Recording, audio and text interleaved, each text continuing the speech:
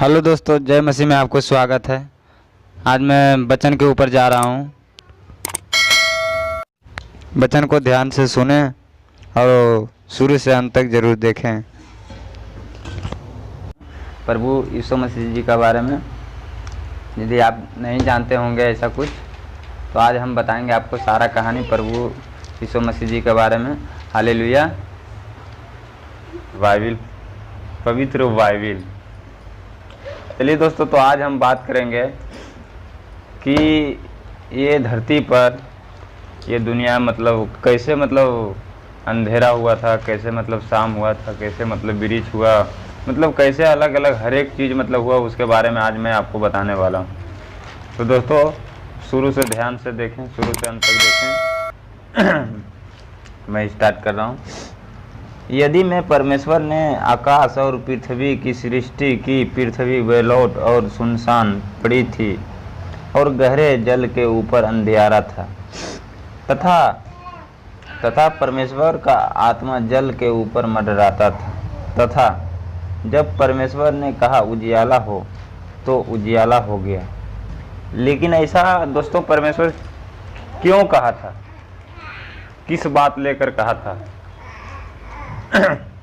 उसको ये चीज़ क्या कहना जरूरी था? क्यों कहा था? बताइए।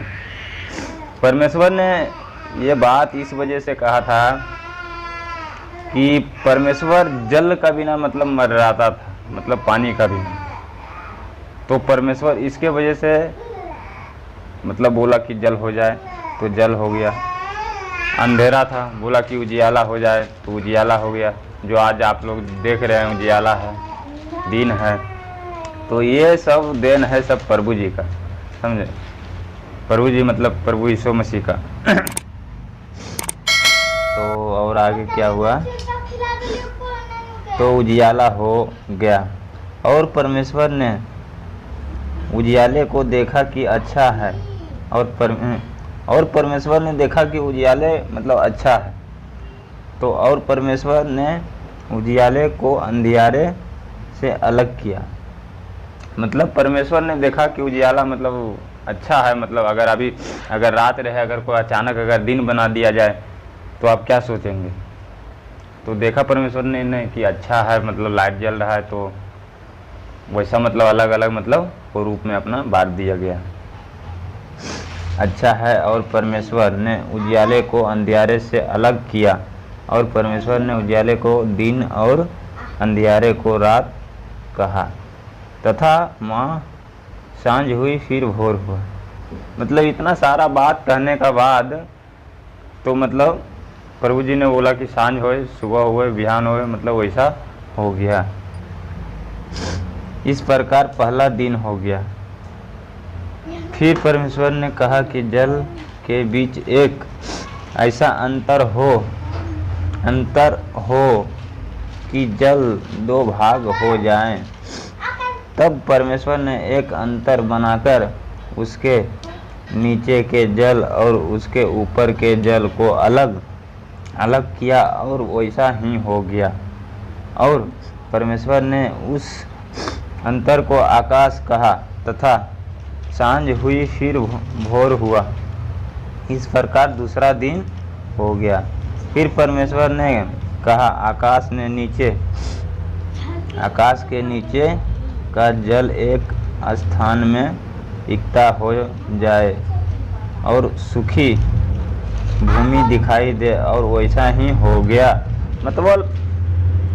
दोस्तों परमेश्वर ने जैसा बोला वैसा हो गया, समझे? हालेलुया। भूमि दिखाई दे और वैसा ही हो गया। परमेश्वर ने सूखी भूमि को पृथ्वी कहा, तथा जो जल इकट्ठा हुआ उसको उसने समुद्र कहा। और परमेश्वर ने देखा कि अच्छा है। फिर परमेश्वर ने कहा पृथ्वी से हरी घास तथा बीज वाले छोटे छोटे पेड़ और फलदार वृक्ष भी, जिसके बीच उन्हीं में एक एक की जाति के अनुसार है, पृथ्वी पर उगे, और वैसा ही हो गया।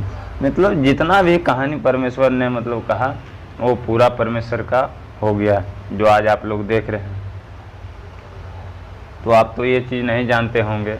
ऐसे तो मैं भी नहीं जानता हूँ, लेकिन हमारे बाइबल ने बता रहा है। हो गया। इस प्रकार पृथ्वी से हरी हरी घास और अनुसार छोटे छोटे पेड़ जिसमें अपनी अपनी जाति के अनुसार बीज होता है, और फलदायी वृक्ष जिसके बीज एक एक की जाति के अनुसार उन्हीं में होते हैं, उगे और परमेश्वर ने देखा कि अच्छा है। 13 पेज नंबर। तथा सांझ हुई, फिर भोर हुआ, इस प्रकार तीसरा दिन हो गया। फिर चलिए आगे देखते हैं आगे क्या बताता है। फिर 14। फिर परमेश्वर ने कहा, दिन को रात से अलग करने के लिए आकाश के अंतर में ज्योतियाँ हो, और वे दिनों और नियम समानियों और दिनों और वर्षों कारण हो, और वे ज्योतियाँ आकाश के अंतर में पृथ्वी पर प्रकाश देने वाली भी ठहरे। मतलब वैसा भी हो गया। हालेलुया।